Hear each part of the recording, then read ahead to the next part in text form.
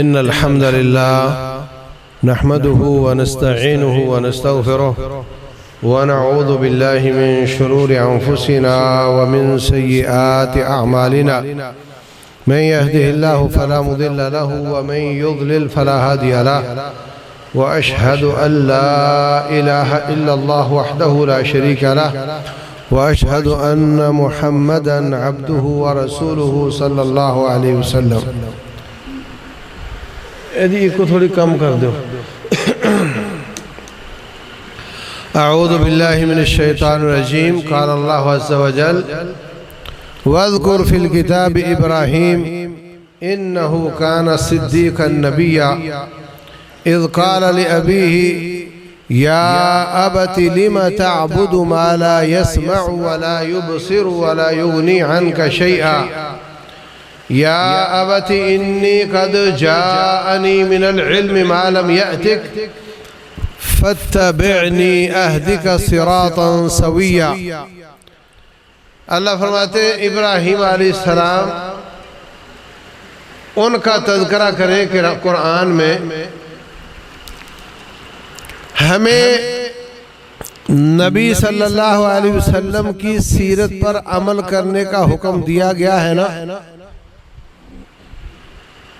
लक़द कान लकुम फ़ी रसूलिल्लाहि उस्वतुन हसना कि ए उम्मत मोहम्मद वालो सल्लल्लाहु अलैहि वसल्लम तुम्हारे लिए नबी मोहम्मद सल्लल्लाहु अलैहि वसल्लम की सीरत बेहतरीन नमूना है। ऐसे ही है, लेकिन हमारे नबी सल्लल्लाहु अलैहि वसल्लम को हज़रत इब्राहीम की मिल्लत की पैरवी करने का हुक्म दिया गया है। इत्तबि मिल्लत इब्राहीम हनीफा। ए नबी मोहम्मद सल्लल्लाहु अलैहि वसल्लम आप इब्राहीम अलैहिस्सलाम की तरीके और उनकी फितरत और उनकी मिल्लत की पैरवी करें। कद कानत लकुम उस्वतुन हसनतुन फी इब्राहीम वल्लज़ीना मअह। ए उम्मत मोहम्मद वालो सल्लल्लाहु अलैहि वसल्लम तुम्हारे लिए इब्राहीम अलैहिस्सलाम और उनके साथियों की जिंदगी में बेहतरीन नमूना है। सारी कायनात को नबी सल्लल्लाहु अलैहि वसल्लम की सीरत पर अमल करने का हुक्म मिला और कहा कि आप उनकी मिल्लत की पैरवी करें। और ये दो बातें नहीं हैं, नबी मोहम्मद सल्लल्लाहु अलैहि वसल्लम की मिल्लत और सीरत भी वही है और इब्राहीम अलैहिस्सलाम की मिल्लत भी वही है। ये जद्दुल अंबिया है, अंबिया के बाप हैं। अल्लाह तबारक व तआला ने उनकी दावत पर कहीं बयान नहीं किया कि बहुत ज्यादा मुसलमान हुए हों। इराक में पैदा हुए, वहां दावत का आगाज किया। फ़आमन लहु लूत, एक भतीजा मुसलमान हुआ, बीवी मुसलमान हो गई, बस दो एक और होंगे। कोई खास लोग नहीं मुसलमान हुए। उनकी दुआ और उनकी दावत, दुआ से खरबों खरबों मुसलमान हुए और दावत से इक्का दुक्का मुसलमान हुए। ये सारे जो बैठे हुए हैं, ये अब्बे बैठे हुए हैं ना, इनकी औलादें हैं। तुम्हारे लिए हजरत इब्राहीम अलैहिस्सलाम की जिंदगी में बेहतरीन नमूना। अल्लाह फरमाते हैं इन्नी जाइलुका लिन्नासि इमामा। ए इब्राहीम, मैं आपको लोगों का इमाम बना रहा हूं। क्या कहते हैं आगे? कोई है हाफिज? इन्नी जाइलुका लिन्नासि इमामा, आगे काला व मिन ज़ुर्रिय्यति। फौरन फिक्र पड़ गया बच्चों का। कहा या अल्लाह मेरी औलाद में भी इमाम बना।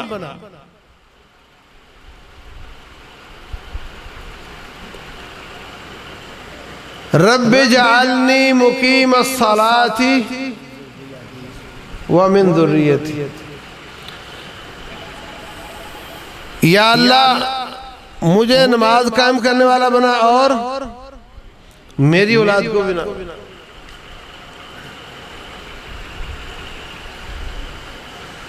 और फरमाते हैं रब्बना वबअस फीहिम रसूलन मिनहुम, या अल्लाह मेरी औलाद में एक ऐसा नबी भेज यतलु अलैहिम आयातिका, जो तेरी आयात की तिलावत करता हो, लोगों को पाक करता हो, लोगों को तालीम किताब व हिकमत देता हो।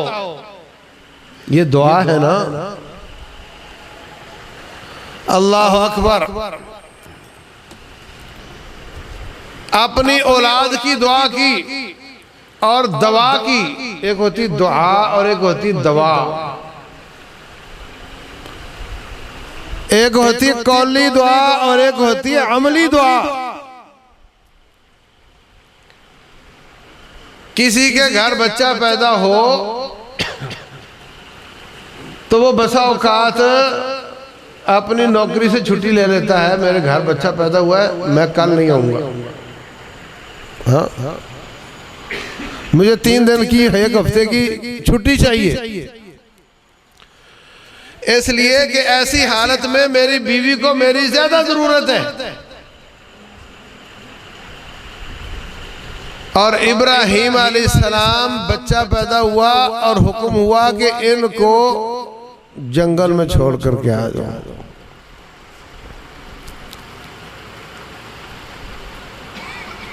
हमारे घरों में गैस लगी हुई है, पानी आ जाता है, बिजली मौजूद है, सिक्योरिटी है, 4 दीवारी है।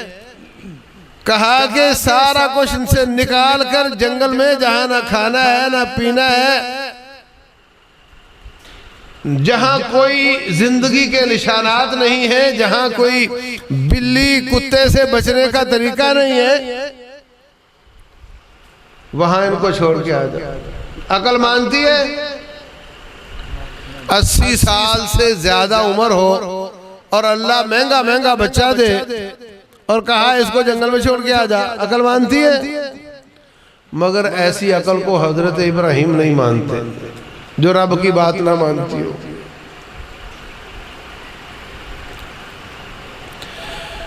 बीवी बच्चों को जंगल में छोड़कर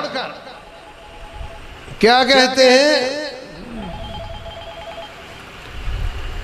बीवी बच्चों को जंगल में छोड़कर क्या कहते हैं?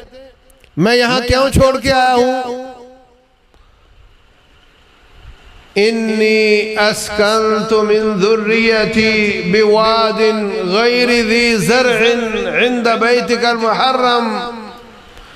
या अल्लाह बस्ती बसाती बस्ती से निकाल कर जंगल में गैरि ज़ी ज़र्इन, जहां कोई खेती नहीं होती, पहाड़ है जिन पर खुश्क पहाड़ है, वहां पे मैंने अपनी औलाद को आबाद किया है। क्यों? वजह यह है रब्बना लियुकीमुस्सलाह, ताकि मेरी औलाद नमाजी हो जाए। आबादी से निकालकर मस्जिद की बगल में लाकर आबाद किया है ताकि मेरी औलाद नमाजी हो जाए। यह है दवा, वो है दुआ। या अल्लाह मेरी औलाद को नेक कर दे, ये दुआ है।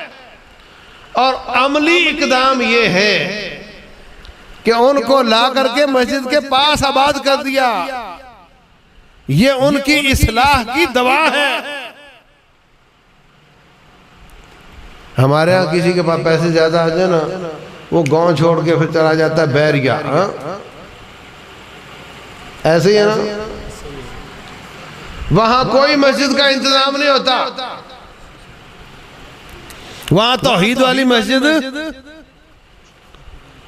नहीं होती, फिर वो औरतों की तरह घर में जमात करवाता है।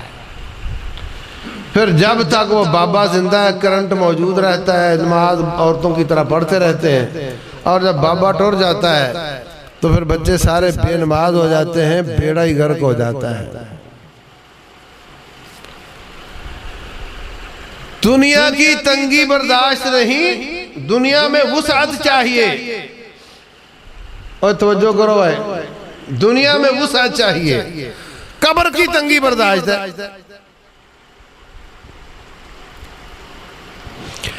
अगर मस्जिद के पास घर हो और पांचों वक्त मस्जिद में नमाज हो, इससे कब्र वसी होगी और दुनिया तंग होगी कि गांव की गलियां तंग होती हैं, रोड कच्चे टूटे हुए होते हैं। दुनिया तंग होगी मगर कब्र मुनव्वर होगी और वसी होगी। और अगर दुनिया की तंग गलियां छोड़ के बड़े बड़े रोडों के पास चला गया और बड़ा बंगला ले लिया मगर वहां मस्जिद नहीं थी, तो उससे दुनिया की गलियां चौड़ी हो गई, वसी हो गई और कब्र तंग हो गई।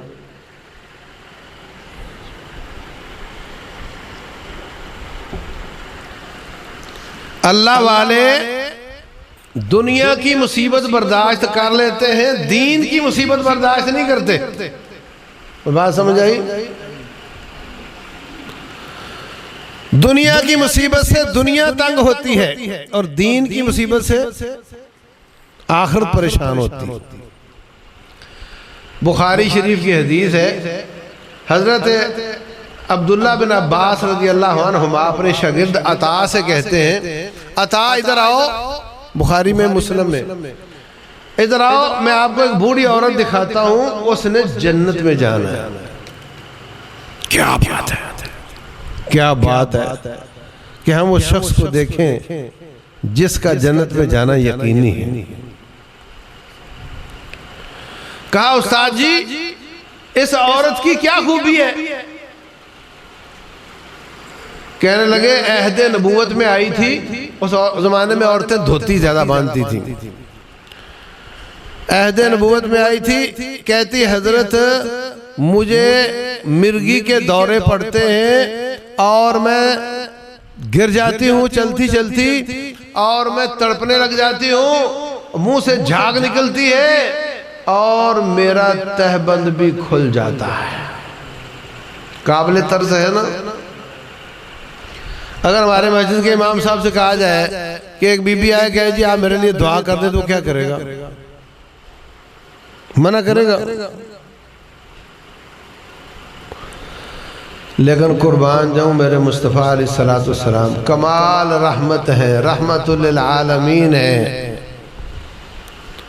उनसे कहते हैं बीबी इन शेती दअवतु लाकी व इन सबरती फलकिल जन्ना, मुझसे दुआ करवानी है तो मैं कर देता हूँ, लेकिन अगर तू दुआ ना करवाए तो मैं तुझे जन्नत का टिकट देता हूँ। अगर वो दुआ करवाए और बीमारी ठीक हो जाए तो दुनिया अच्छी होगी और आखिरत यकीनी नहीं रहेगी। और अगर वो दुआ ना करवाए दुनिया परेशान रहेगी और आखिरत यकीनी हो जाएगी। कहती है हजरत एक बीमारी के बदले जन्नत, वाह और क्या चाहिए? मैं बिल्कुल दुआ नहीं करवाऊंगी आपसे। हम होते तो कहते जी आप दुआ कर दे और यहां भी ठीक हो जाए, वहां भी जन्नत मिल जाए। लेकिन नबी सल्लल्लाहु अलैहि वसल्लम हमसे ज्यादा जानते हैं। बस इतनी दुआ कर दे कि मैं गिरा करूं, तड़पा करूं, मुंह से झाग निकले मगर मेरा तैबद ना खुले, औरत जात हूं, मेरे कपड़े ना उतरे। आपने दुआ कर दी अल्लाह जब ये बीमारी की वजह से तड़पे तो इसके कपड़े ना उतरे। बस फिर वो तड़पा करती थी और उस तड़प में अल्लाह ताला की जन्नत थी। दुनिया तंग कर ली और आखिरत को वसी कर लिया। यूसुफ अलैहिस्सलाम का किस्सा आपने सुन रखा है। मैं एक वाक़े पर पूरी तकरीर खत्म करने वाला बंदा नहीं हूं, इशारे करता जाऊंगा। यूसुफ अलैहिस्सलाम अगर उस औरत की बात मान लेते तो दीन का नुकसान होता या दुनिया का? दुनिया तो अच्छी हो जाती, बादशाह की मलिका का मंजूर नजर हो जाता। मगर आखिरत खराब हो जाती। कहने लगे रब्बिस्सिज्नु अहब्बु इलैया मिम्मा यदउननी इलैहि, या अल्लाह ये औरतें जो मुझसे काम करवाना चाहती है ना, उससे तो कैद मांग कर कैद ली, रब से कैद मांगी। रब्बी अस्सिज्नु अहब्बु इलैया मिम्मा यदउननी इलैहि, या अल्लाह मुझे जेल में डलवा दे, जो ये काम मुझसे करवाना चाहती है ना उससे तो जेल अच्छी। कोई जुर्म नहीं किया, जेल में चले गए, तकरीबन 9 साल जेल में रहे, कोई जुर्म नहीं किया, मगर फायदा क्या हुआ? दुनिया तंग कर ली, जेल तंग होती है ना आखिरत को अच्छा करने के लिए। और मुसलमानों मुआहिदो, अगर 2-4 साल गुजर जाए ना शादी को और बच्चा बच्चा ना हो तो फिर आहिस्ता आहिस्ता कहते हैं कि चलो यार मजबूरी में तो सब चलता है। और कोई शिरकिया तवीज़ डाल के देख लो, और कोई कब्र पे पेट रगड़ कर देख लो, बच्चा चाहिए हर सूरत में। दुनिया अच्छी होनी जरूरी है, आखिरत बर्बाद होती है तो हो जाए। लेकिन जो अल्लाह वाले होते हैं वो दुनिया को तंग करना बर्दाश्त करते हैं मगर आखिरत को बना लेते हैं। इब्राहीम अलैहिस्सलाम बस्ती से निकाल कर जंगल में बच्चों को छोड़ा, रब्बना लियुकीमुस्सलाह, ऐ अल्लाह ताकि वो नमाज कायम करें।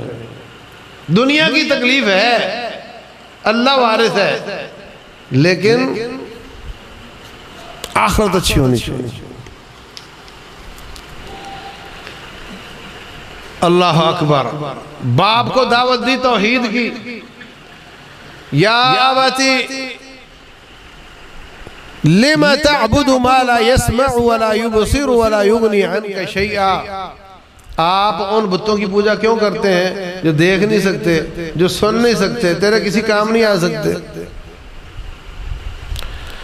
या अबती इन्नी कद जाअनी मिनल इल्म, मेरे पास इल्म आया है जो तेरे पास नहीं है। बड़ा मुश्किल जुमला है। कई बाबे कहते हैं और तू कल का छोकरा ये ऐसे मसले बयान करता है, मेरी सारी जिंदगी गुजर गई मैंने नहीं सुना। तेरी जिंदगी पता नहीं गायों में गुजरी है कि भैंसों में गुजरी है। हाँ, ये तेरा इतना बड़ा दावा कि जिस हदीस का मुझे पता नहीं वो हदीस नहीं हो सकती। वाह, बड़ा मुश्किल मसला है। बाप को ये कहना कि मेरे पास इल्म आया है जो तेरे पास नहीं है, बड़ा मुश्किल मसला है। या अबती ला ताबुदी शैतान, अब्बा शैतान की इबादत ना कर। वो शैतान की इबादत करता था, वो तो बुतों की करता था, और कहा शैतान की ना कर।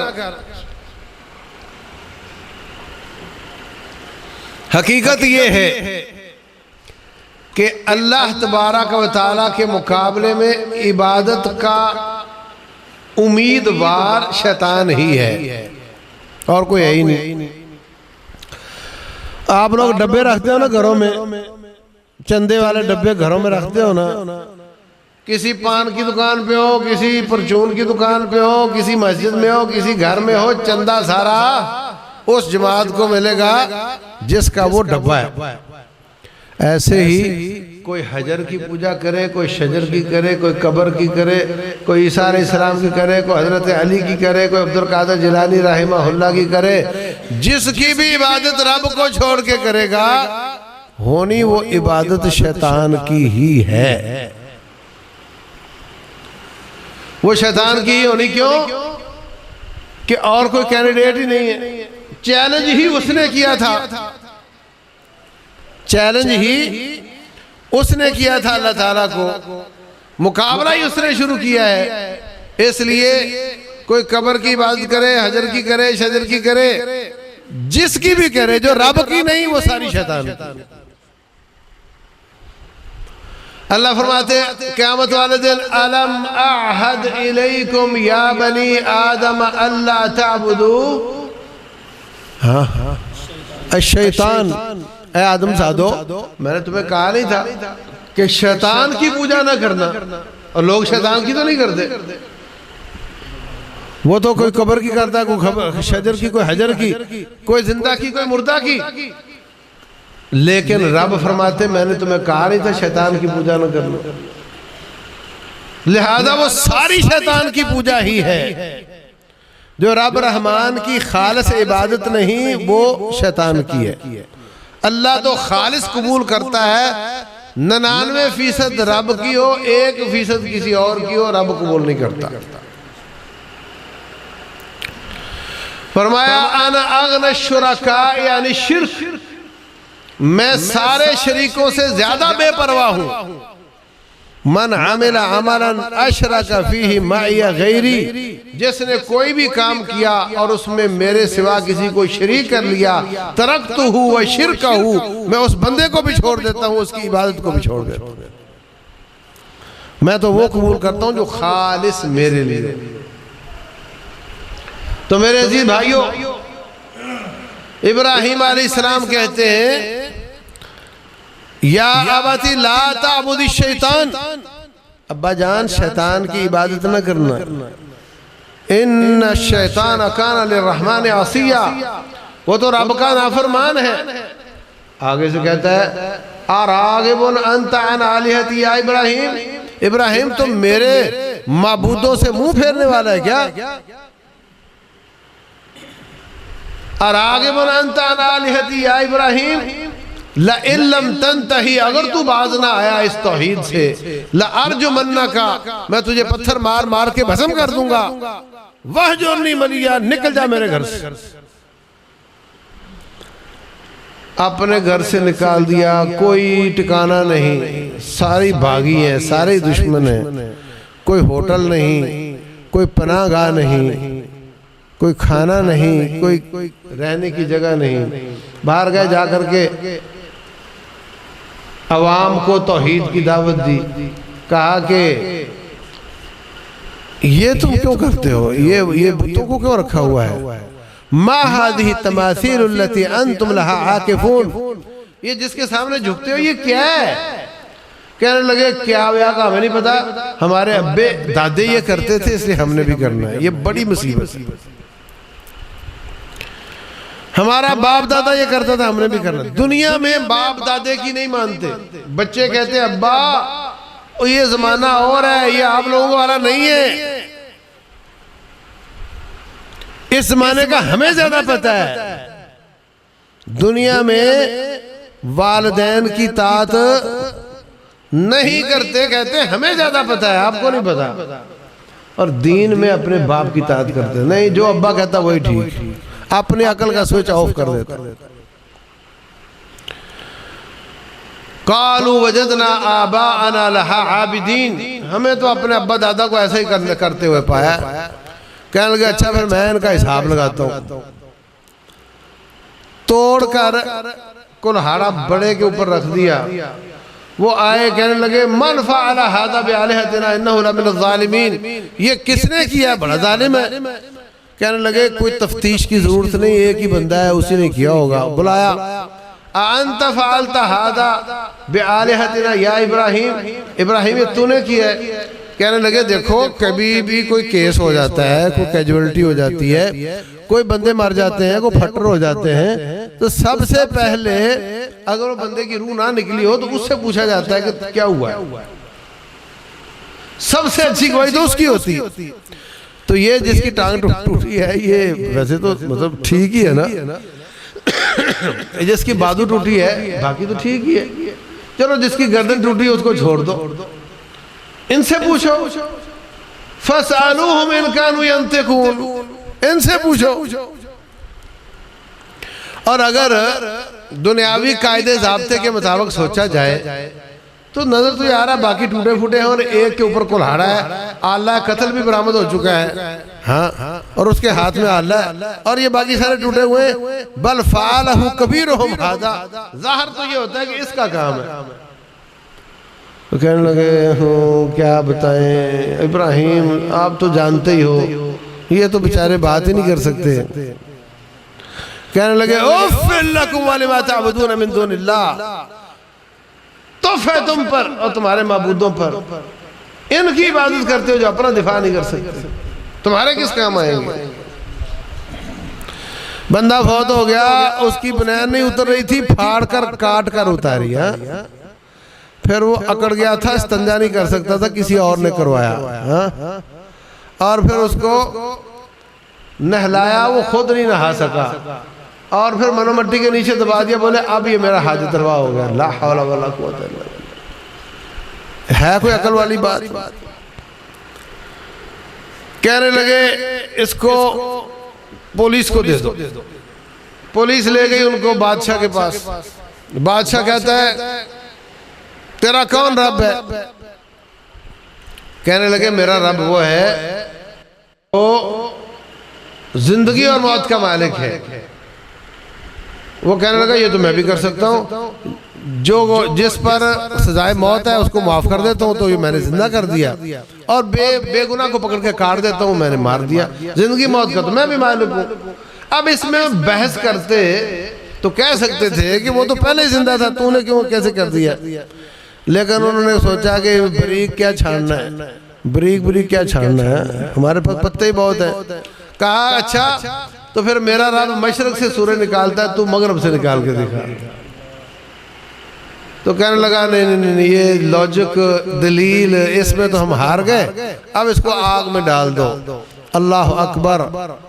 आग में डालने के लिए चार दीवारी बनाई, लोगों ने नजरों न्याज लकड़ियां पेश की। अब इतनी ज्यादा आग थी कि उसमें जो उनको धक्का देने जाए खुद भी जल जाएगा। फिर एक गलेल बनाई, उसमें बिठाकर खींच कर फेंका। अल्लाह अकबर। अल्लाह फरमाते हमने कहा ए आग तू गुलजार हो जा।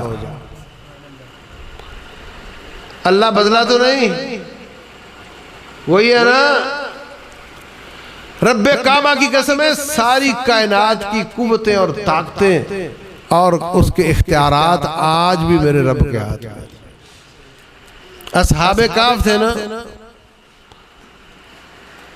3 सदियां पड़े रहे। कितना लोगों का जमाना गुजर रहा था। कल आपके बाल काले थे, आज सफेद है। जमाना गुजर रहा है, गाड़ी पे बैठे हुए हम अपने अपने स्टॉप पे उतर रहे हैं, हाँ ना। अल्लाह ने उनका जमाना रोक दिया, उनका नहीं गुजर रहा। वक्त गुजरने से नाखून बड़े हो जाते, उनके नहीं हो रहे। वक्त गुजरने से बाल लंबे हो जाते, उनके नहीं हो रहे।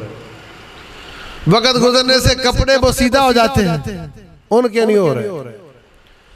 3 सदियों से ज्यादा पड़े रहे, उनका जमाना रब ने रोक दिया, बाकियों का चलने दिया। ये कौन है? अगर कोई और शख्स होता और 3 सदियों के बाद अव्वल तो वो जिंदा ही ना होता, अगर होता भी उठता तो कपड़े जमीन पर रह जाते, और उसके ये नाखून स्प्रिंग बने हुए होते और बाल इतने लंबे होते कि अपने आप को देखकर ही डर जाते कि ये क्या हो गया। मगर उनके लिए कोई बात नई नहीं थी। वो कहने लगे कितने रहे हो तुम, कितना सोए हो? एक कहता पूरा दिन सोते रहे, दूसरा कहता नहीं आधा दिन सोए, आधा दिन सोए, एक दिन नहीं सोए। ये अल्लाह है, ये अल्लाह है कि जो समंदरों को रोक देता है, छुरी को काटने से रोक देता है, आग को जलाने से रोक देता है। ये अल्लाह है। आज भी तमाम कुव्वतों का मालिक अल्लाह है। चिड़ियों ने पत्थर गिराए हाथियों पर, हाँ। आप एक हेलीकॉप्टर में ले जाओ बजरी और नीचे हाथी खड़ा करके ऊपर डालो, नहीं मरता आपसे, हाथी नहीं मरेगा।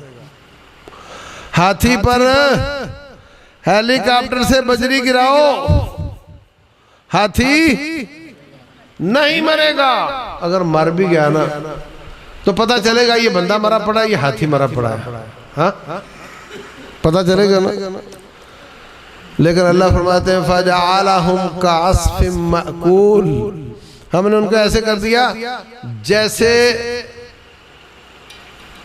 चबाया हुआ चारा होता है। चबाया हुआ चारा होता है। कभी आप गोश्त रोटी खाओ और जब मुकम्मल निगल कर अंदर जाने के लिए तैयार हो तो बाल आ जाए, बाल हो मुंह में, उसको निकाल दो तो पता चलता है हड्डी के हैं, बोटी के हैं और रोटी के हैं, पता चलता है। फरमाया हमने उनकी ये कैफियत बना दी, पता ही नहीं चलता था कि हाथी का है और बंदा का है। कैंकरियों में एटम बम की ताकत पैदा करने वाला कौन है? अल्लाह। चलते समंदरों को थमा देने वाला कौन है? अल्लाह। आग को जलने से रोक देने वाला कौन है? अल्लाह। आज भी वो तमाम कुव्वतों का के साथ अल्लाह है। बस जरूरत ये है कि हम अल्लाह वाले बन जाएं। आज भी हमारे लिए वो सब कुछ करने के लिए तैयार। अल्लाह अकबर। इब्राहिम अलैहिस्सलाम की आग, हदीस में आता है, मेंढक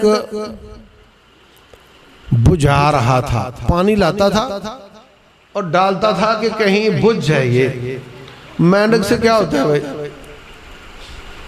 और छुपकली फूंक मारती थी कि ये ज्यादा तेज हो जाए। न मेंढक के बुझाने से बुझी और ना छुपकली से भड़काने से भड़की, लेकिन उन दोनों ने वोट डाल दिया। हाँ, उन्होंने नहीं सोचा कि हमारे वोट से तो कुछ भी नहीं होता। हाँ, और हमारे वोट से तो कुछ भी नहीं होता, मैं बुझाऊंगा तो कौन सी बुझनी है। उन्होंने वोट डाल दिया कि मैं इब्राहिमी हूं, और छुपकली ने वोट डाल दिया कि मैं नमरूदी हूं। उसके वोट से हुआ कुछ नहीं, मगर मेरे रब ने नोट कर लिया, उनके वोट को नोट कर लिया, हुक्म दे दिया नहा अन कत्ल दिफदा, मेंढक को कत्ल करना मना है। और कहा छिपकली जहां नजर आए इसको कत्ल कर दो, और अगर पहले जूते से मारोगे तो 100 नंबर मिलेंगे। उन्होंने वोट डाला, रब ने नोट कर लिया। हम कहते हैं मेरे पेप्सी पीने से क्या फर्क पड़ता है? सारी दुनिया पी रही, मैं नहीं पीऊंगा तो क्या फर्क पड़ेगा? और बात ये नहीं है, समझो बात को। बात ये है कि तेरे वोट को रब नोट करता है कि तू वहां नहीं जा सकता था, तू जो कुछ यहां कर सकता था तूने किया है कि नहीं किया। और कई होते हैं मुकल्लिदीन और कई होते हैं गैर मुकल्लिदीन। हाँ, आप कौन हो? बोलो। मुकल्लिद वो होता है जो अपने इमाम की आंखें बंद करके बात मानता है, ऐसे ही है। हम कहते हैं नहीं, हम तो अपने इमामुल अंबिया मोहम्मद की बात मानते हैं सल्लल्लाहु अलैहि वसल्लम। हम किसी को उनके मुकाबले में खातर में लाते नहीं। लेकिन जब इलेक्शन आते हैं तो कई गैर मुकल्लद हो जाते हैं कि जो हमारा चौधरी और जो डेरा कहेगा ना बस वही हमारा है, जो कहे अपनी अकल का सोच ऑफ कर देते। सियासी मुकल्लद और दीनी गैर मुकल्लद। हाँ, और कई होते हैं वो सियासी गैर मुकल्लद और दीनी मुकल्लद कि हमने उसको वोट देकर जाया करना, फायदा क्या, उनके साथ है कौन। हम तो अपना वोट जाया नहीं करेंगे, हमारे वोट का उधर तो फायदा ही कोई नहीं होना। छिपकली ने ये नहीं सोचा, मेंढक ने भी ये नहीं सोचा, और अल्लाह ने भी उनकी काविश को नोट किया। अल्लाह अकबर, इब्राहिम अलैहिस्सलाम आग से बाहर निकल आए।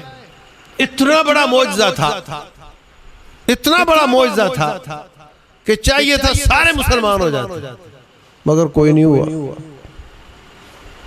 अल्लाह जानता है ये जो हमारे माशरे के लोग हैं ना, इनको कोई आग पर चलकर दिखाए, सजदा करेंगे उसको। इतना बड़ा मौजज़ा देखकर भी कुछ नहीं किया। अल्लाह अकबर। फिर अल्लाह तबारक व तआला ने इजाजत दे दी कि ये लोग इन तिलों में तेल नहीं।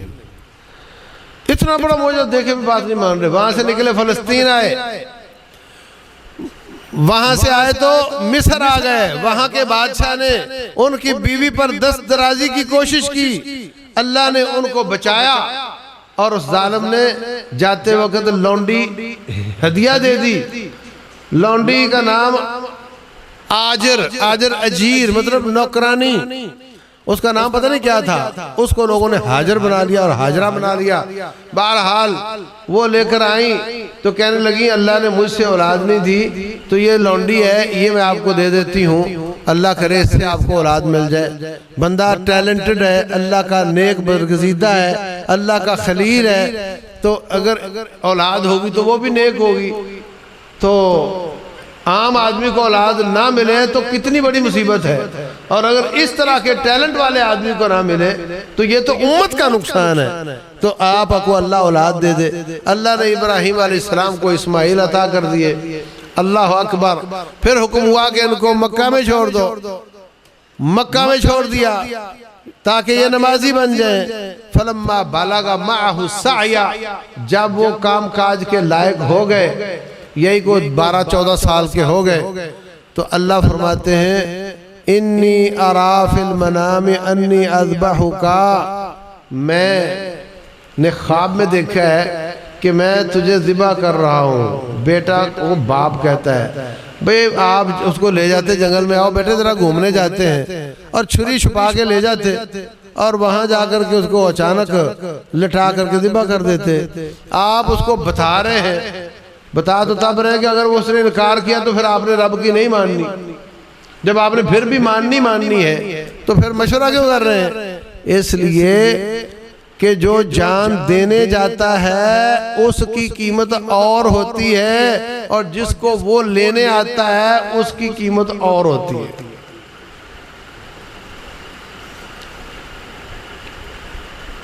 जो जान देने जाता है, फरमाया पहला कतरा जमीन पर गिरने से पहले अल्लाह माफ कर देता है, और रूह निकलने से पहले अल्लाह जन्नत का महल पसंद करवा देता है। और कब्र में जाता है तो अल्लाह फरमाते इससे मत पूछना कि तेरा रब कौन है, मुझे पता है इसका रब कौन है। किसी सहाबी ने पूछा हजरत क्यों नहीं पूछता जाता उसको, जब सबसे पूछा जाता है कि तेरा रब कौन है, तेरा रसूल कौन है, तेरा दीन क्या है, इसको क्यों नहीं पूछा जाता? फरमाया कफा बिबारिकत सियूफ अला रासी फितना, इसके सर पे जो तलवारों की चमकार और तोपों की धाड़ और गोलियों की बुछाड़, उसके नीचे जब ये सीना देता था उस वक्त इसके ईमान का ऐसा इम्तिहान हुआ है कि अब इसको आखिरी डिग्री मिल गई है, इसके बाद कोई इम्तिहान रह ही नहीं गया। मैदाने महशर में जाएगा, लोगों को अपनी जान के लाले पड़े होंगे, ये 70 लोगों को जन्नत में लेकर जाएगा।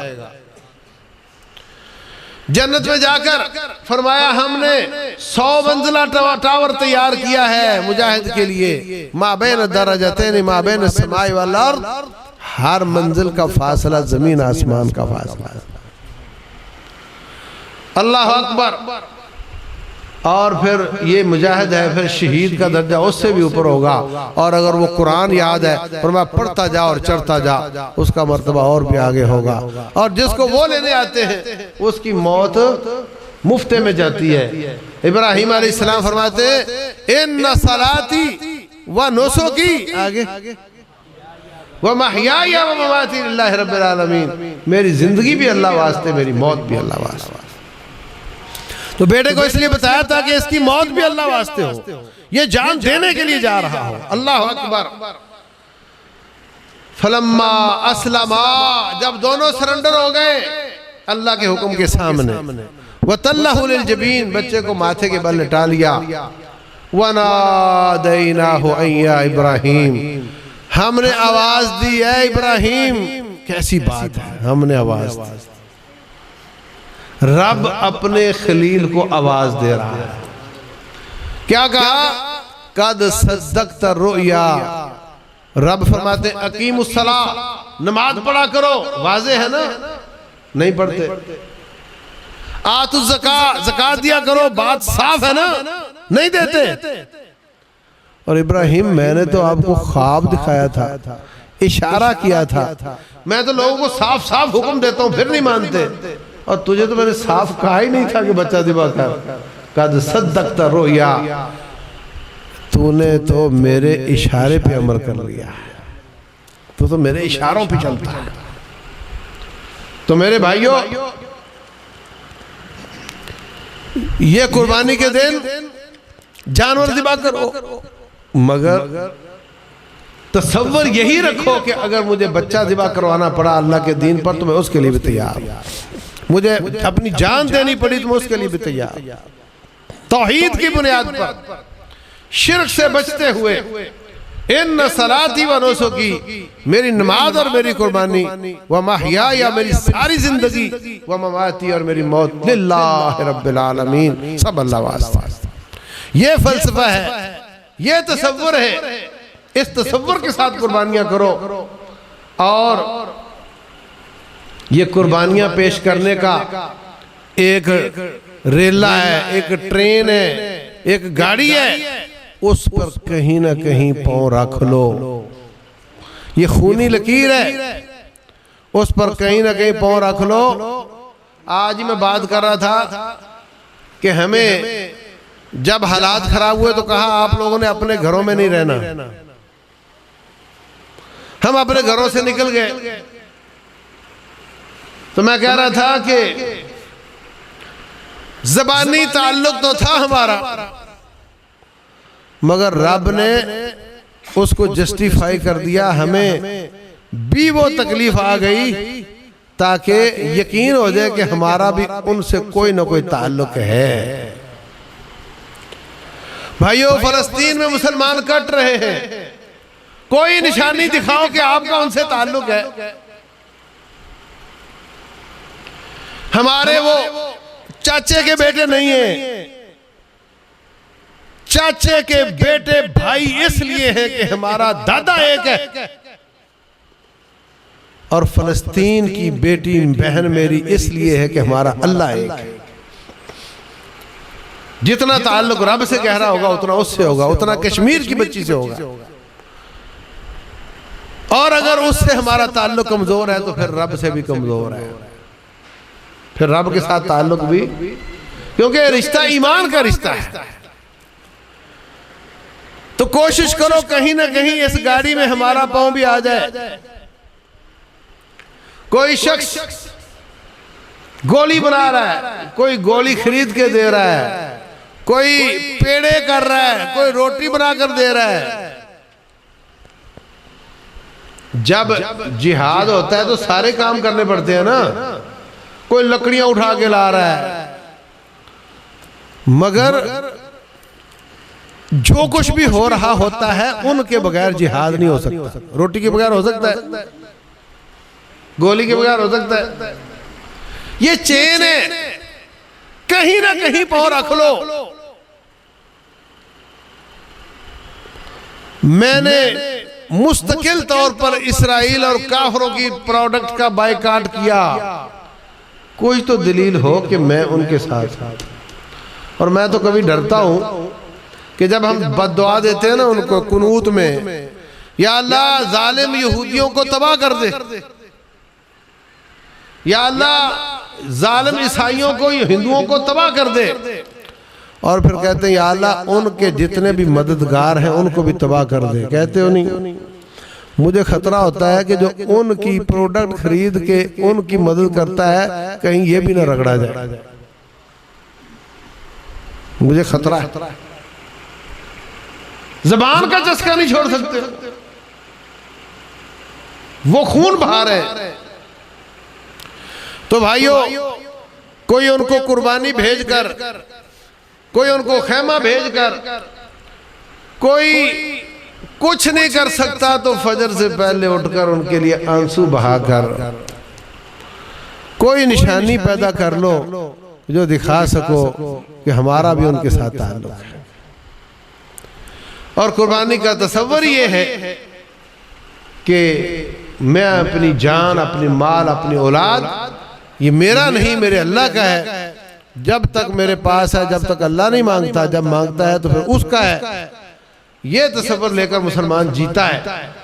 तो रब्बुल जलाल वल इकराम हमें तौहीद पर कायम रखे, शिर्क से बचाए, और इसकी कीमत देनी पड़े, दुश्मनों से मुकाबला हो तो फिर डट जाने की तौफीक अता फरमाए, और उन जालिमों के लिए बद्दुआएं भी करें, उनकी मसनूआत का बाइकाट भी करें, और जो जो ताउन वहां जा रहा है वो उधर भेजें ताकि हमारा भी उनसे कोई ताल्लुक हो। कल रब्बुल जलाल के दरबार में शर्मिंदगी ना हो। अल्लाह तबारक व तआला समझने और अमल करने की तौफीक दे। वल्लाहु आलम व सल्लल्लाहु अलैहि वसल्लम व बारक अला नबीना मुहम्मद। जैसे पहले भाइयों को बताया गया है कि सवाल जवाब की नशिस्त होगी। मेरे किसी भाई का किसी किस्म का कोई भी सवाल है वो शेख साहब से कर सकता है। अगर कोई लिख के देना चाहता है तो कागज़ और पेंसिल इधर मौजूद है, लिख के दे दे। तो वैसे खड़े होके करना चाहता है तो वो खड़े होके कर सकता है।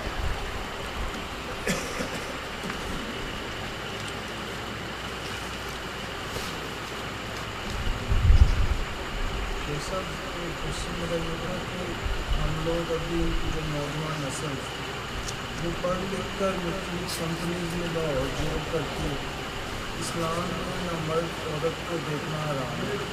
हम वहाँ पे जॉब करते हैं तो हम उनको रोक नहीं सकते कि आप पर्दे में रहते हैं, या हम ऑनलाइन बाहर किसी गोरे क्लाइंट से मीटिंग करते हैं, हमें आई टू आई बात करना होती है। या यूरोप के अंदर जो नौजवान रहता है तो वहाँ पे इस तरीके से अपने आपको बचा सकता है, वहाँ पर तो लिबास का चक्कर नहीं। और दूसरा मेरा इसी से रेलिवेंट क्वेश्चन है, जब हम फेसबुक या कोई मोबाइल ऐप यूज़ कर रहे होते हैं तो उसमें भी आपको अटैक करता है।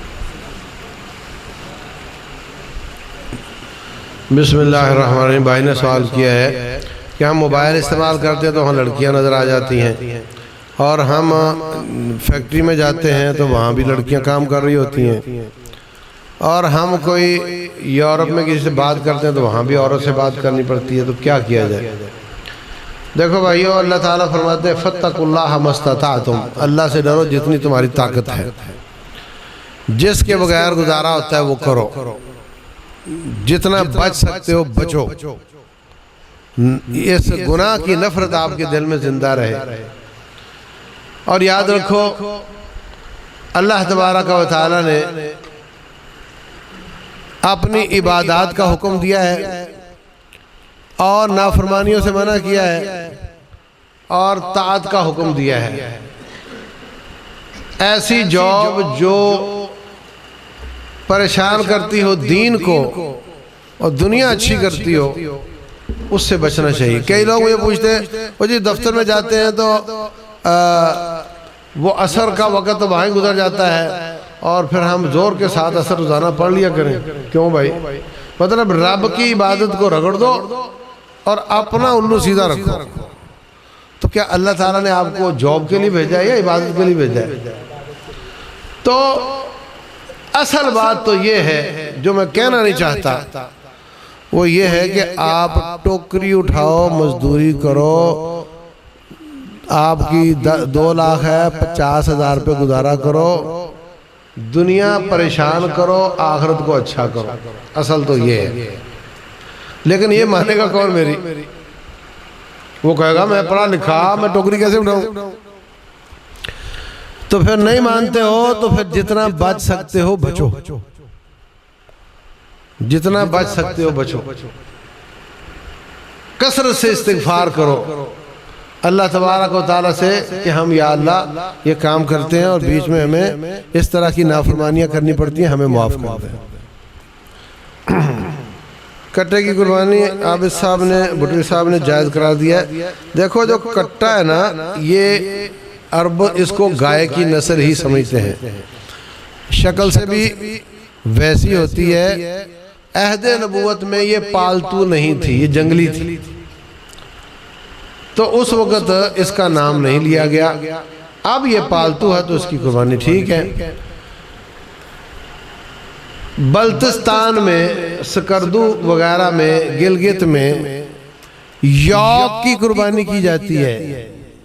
यौक वो थोड़ा सा मुख्तलिफ मगर बैल की तरह होता है। यौक बैल की तरह होता है, बर्फों में रहता है और उसकी कुर्बानी बैल की जगह पे होती है, हालांकि वो यौक है। तो ये वहां पे पालतू है और भैंस आजकल यहां भी पालतू है। नबी सल्लल्लाहु अलैहि वसल्लम ने या रब ने नाम तो लिए नहीं जानवरों के, कहा बहीमतल अनआम। बहीमतल अनआम होते हैं जो जानवर पालतू होते हैं, तो ये पालतू है, कर सकते हैं इंशाअल्लाह। हाँ जी, किसी भाई का कोई और सवाल हो? अगर आपकी तबीयत नहीं मानती तो ना करो, मगर है जायज़। जज़ाकल्लाह। सुब्हानकल्लाह व बिहम्दिका अशहदु अन ला इलाहा इल्ला अंत।